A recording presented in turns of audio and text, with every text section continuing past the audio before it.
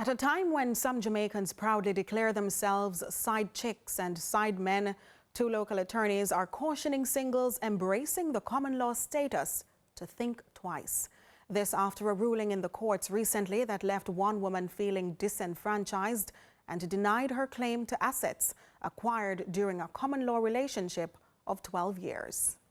Singles beware, a warning from two attorneys at law after a Supreme Court decision in relation to a matter involving a woman and her alleged common law spouse. My client has been receiving a lot of calls, a lot of queries, a lot of interest in the matter, and we just want to set the record straight as to exactly what it is that took place. My client was in a common law relationship with the defendant for approximately 12 years, and they had made a decision together to acquire certain assets.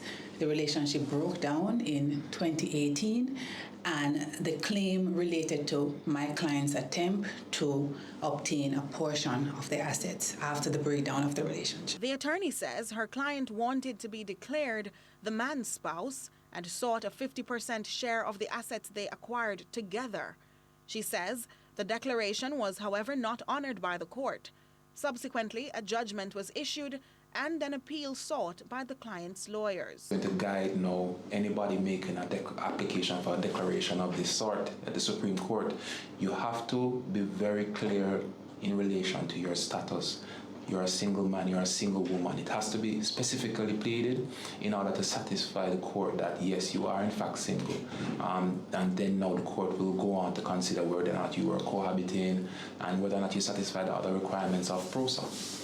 But the judge stopped short of declaring her client a spouse as she felt enough evidence was not offered for same in relation to her status. PROSA, being the Property Rights of Spouses Act, that facilitates the lawful and equitable division of properties as a result of a relationship, whether marriage or common law. Common law in the Jamaican context refers to a man and a woman both single and cohabitating for at least 5 years.